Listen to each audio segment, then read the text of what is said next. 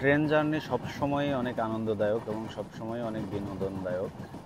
তো আজকে আমি যাচ্ছি গ্রামের বাড়ি থেকে ঢাকাতে ট্রেনে। আসছি অবশ্য কারে, কিন্তু যাব ট্রেনে। এর পিছনে অবশ্য কারণও আছে। আমার সাথে কিছু পাবলিক আছে যারা বমি করে ভাসায় দেয়। অবশ্য নাম বললে চাকরি থাকবে না, সেজন্য নাম বলবো না এবং নাম জানারও আপনাদের দরকার নেই। আপনারা নিজেরাও অনেকে এরকম আছেন যে যারা বাসে বা কারে বমি করে ভাসায় দেন। তো ট্রেন অনেক রিলায়েবল একটা ব্যাপার। তো সেই জন্য ট্রেনে যাচ্ছি। অনেক ভাল লাগছে, কারণ ট্রেন যেই পথে চলে, রেলওয়ে যেটা, সেটা সবসময় একটা গ্রামীণ পরিবেশ আপনাকে দিবে। দেখেন, চারপাশে শুধু ক্ষেত আর ক্ষেত, একদম ফ্রেশ একটা পরিবেশ, ফ্রেশ একটা লুক, ফ্রেশ একটা নেচার। শামসুর রহমানের একটা কবিতা আপনাদের মনে আছে কিনা? ট্রেন চলেছে, ট্রেন চলেছে, ট্রেনের বাড়ি কই, ঝকঝকা ঝক ট্রেন চলেছে, এই টাইপের একটা কবিতা আর কি, মনে নেই।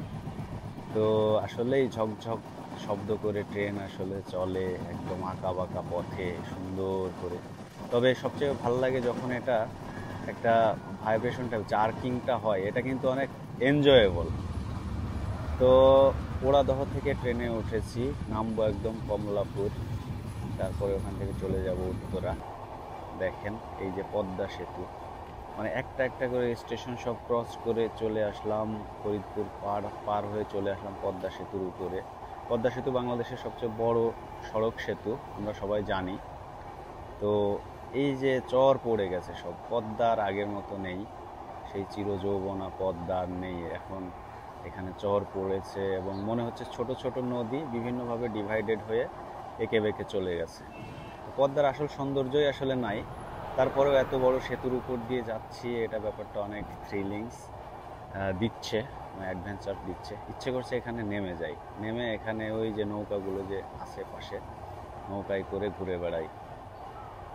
তো ফ্রেন্ডস, আমরা সবাই জানি যে ট্রেন জার্নি অনেক রিলায়েবল এবং কম সময় লাগে, কারণ হচ্ছে ট্রেন তো মনে করেন থামে কম। এই যে চলে আসলাম কমলাপুর রেলওয়ে স্টেশন, মাত্র 3 ঘন্টায় চলে আসলাম ঢাকা।